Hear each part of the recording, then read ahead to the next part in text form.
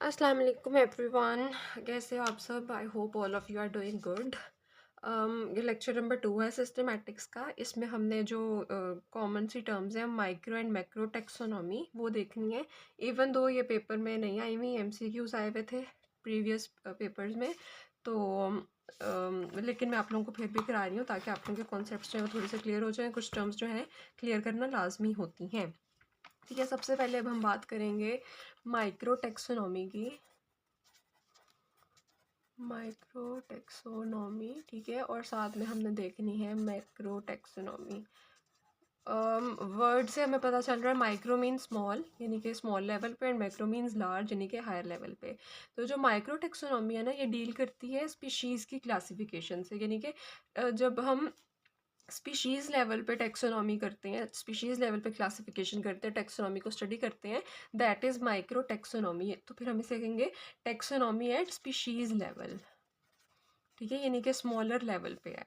ठीक है, और इसे हम ये भी कहते हैं कि it is the discrimination of species. Discrimination of species, और डिस्क्रिमिनेशन का हमें मतलब पता है क्या है कि आइडेंटिफाई करना, यानी कि डिस्टिंग्विश करना है एक स्पीशीज़ दूसरी स्पीशीज़ से किस तरह से डिफरेंट है, क्या क्या उसमें खासियत है, और किस तरह मतलब वो एक दूसरे से डिस्टिंग्विश करती है। That is the discrimination of the species which is included in the micro taxonomy. अब हमें पता है कि स्पीशीज़ में बहुत ज़्यादा वेरिएशन होती है। ठीक है, तो माइक्रो टेक्सोनॉमी जब हम डील करते हैं तो इसमें we have to deal with a lot of variation, huge variation. ठीक है, थर्ड पॉइंट हमारे पास ये आता है कि माइक्रो टेक्सोनॉमी हम किस बेस पे स्टार्ट कर सकते हैं कि on the basis of the reproductive isolation. हमें पता है स्पीशीज़ जो हैं they are reproductively isolated from other species ना। ठीक है, तो माइक्रोटेक्सोनॉमी में हम जब स्पीशीज़ को आइसोलेट कर रहे हैं, स्पीशीज़ को डिस्क्रिमिनेट कर रहे हैं, उन्हें क्लासीफाई कर रहे हैं, तो किस बेस पे कर रहे हैं? On the basis of their reproductive isolation. ठीक हो गया। अब मैं चौथी बात करूँ तो माइक्रोटेक्सोनॉमी जो है और स्पीशीज़ लेवल पे ऑर्गेनिजम्स को स्टडी करना, उन्हें क्लासीफाई करना, इट इज़ क्वाइट डिफ़िकल्ट। थोड़ा सा मुश्किल है। क्यों? क्योंकि जो स्पीशीज़ है ना, उनमें कुछ ऐसी स्पीशीज़ हमें देखने को मिलती हैं जो कि स्पीशीज़ की जो डेफिनेशन है, जो स्पीशीज़ में ऑर्गेनिज्म को रखने का क्राइटेरिया है ना, उसको फुलफिल नहीं करती।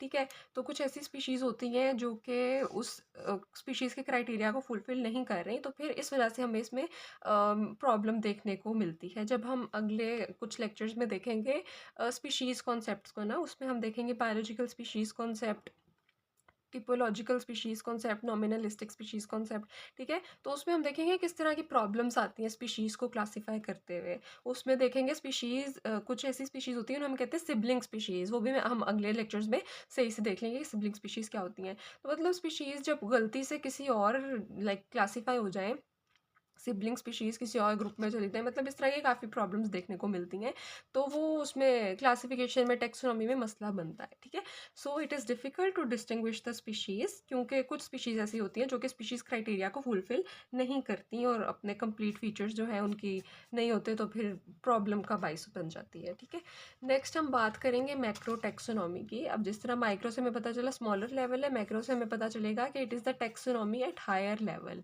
या हायर टेक्सा। हायर टेक्सा में कौन से आ जाएंगे? Above the species level. Micro में सिर्फ स्पीशीज़ थी।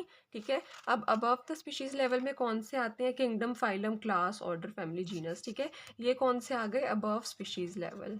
Above species level. ठीक है, अब नेक्स्ट हम बात करें कि जब मैक्रो टेक्सोनॉमी करेंगे इसमें हमें किन किन पॉइंट्स को जहन में रखना है। सबसे पहले हम देखते हैं, ये मैंने 2 क्यों लिखा है, इट इज़ 1। ठीक है, यहाँ पे हमने देखना है रिकग्निशन, मतलब हमने पहले स्पीशीज़ को सॉरी उस ऑर्गेनिज्म को रिकग्नाइज करना है। ठीक है, उसकी रिकग्निशन है, डिस्क्रिप्शन देनी है।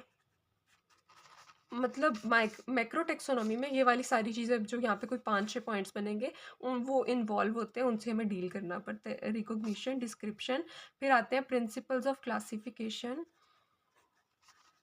मैं इस टाइम बहुत गंदी राइटिंग में लिख रही हूँ, लेकिन जो मैं नोट्स प्रोवाइड कर रही हूँ उसमें कंप्यूटराइज्ड है, वो नोट्स आप लोग ले लें, आप लोगों के लिए बहुत आसानी रहेगी। ठीक है, जितनी भी मैंने फर्स्ट लेक्चर में आपको बुक्स दिखाई थी उन सबको मैंने निचोड़ के और काफ़ी समराइज्ड करके नोट्स बनाए हैं, और काफ़ी लाइक अच्छा वो कवर कर रहे हैं आप लोगों का सिलेबस। रिकग्निशन को हमने डील करना है, डिस्क्रिप्शन को, क्लासिफिकेशन को, फिर हम देखेंगे टेक्सोनॉमिक फीचर्स को, फीचर्स, टैक्सोनॉमिक फीचर्स क्या होते हैं, ये भी हम अगले लेक्चर्स में देखेंगे। फिर हमने देखनी है cladistic, phenetic and evolutionary classification. Cladistic and evolutionary classification, 1 2 3 4 5 6 7, okay, ये 7 पॉइंट्स हैं मैक्रो टेक्सोनॉमी में, हमने इनसे डील करना पड़ता है। और फिर हम इजीली जो है उन्हें हायर टेक्सा को, हायर लेवल्स को क्लासीफाई कर सकते हैं और मैक्रो टेक्सोनॉमी हम कर सकते हैं उनकी। ठीक है, और माइक्रो और मैक्रो के बस यही है, अगर डिफरेंसेस आते हैं तो आप ऐसे करके लिख दोगे, अगर सिंपल डेफिनेशन आती है तो ये जो मैंने सारे पॉइंट्स बताए हैं आपने इनके सेंटेंसेस बना के लिख देने हैं। और मैंने इस टाइम आप लोगों को सेंटेंसेस इस वजह से क्यों नहीं करा रही, लाइक वही जो ए टू जी बुक की जो वर्डिंग है वो मैं इस वजह से नहीं करा रही क्योंकि सिस्टमैटिक्स में आपको अपने कॉन्सेप्ट्स क्लियर करने हैं। ठीक है, आपने ए टू जी जो बुक की लाइंस हैं, जो वर्डिंग है, जो आपको समझ नहीं आ रही, आपने उनके रट्टे नहीं लगाने, आपने अपने कॉन्सेप्ट्स क्लियर करने हैं। ठीक है, तभी आपको सिस्टमैटिक्स में अच्छे मार्क्स मिलेंगे। कुछ ऐसे वर्ड्स होते हैं, लाइक कीवर्ड्स होते हैं, वो आपने याद करने हैं। अब जिस तरह यहाँ पे डिस्क्रिमिनेशन का कीवर्ड है, रिप्रोडक्टिव आइसोलेशन का कीवर्ड है, यूँ के कीवर्ड्स आपने बस याद रखने हैं। बाकी आप इसे अपनी वर्डिंग में भी लिख सकते हो, वरना जो मैंने नोट्स प्रोवाइड किए हैं उसमें मैंने ऑलरेडी सेंटेंसेस, बहुत ईजी से सेंटेंसेस बनाए हुए हैं, जिस तरह अर्नस्ट एंड मेयर की बहुत टफ वर्डिंग है उस तरह के नहीं है। ठीक है, तो ये माइक्रो एंड मैक्रो टेक्सोनॉमी का हो गया। इसके बाद अब हमने नेक्स्ट लेक्चर में देखना है स्टेज ऑफ क्लासिफिकेशन, जिसमें alpha beta and gamma taxonomy आती है। तो वो हम अगले लेक्चर में देख लेंगे। इसमें अगर कोई कन्फ्यूजन है तो आप कमेंट सेक्शन में जी मुझसे पूछ लें, और बाकी ये इतना ही था।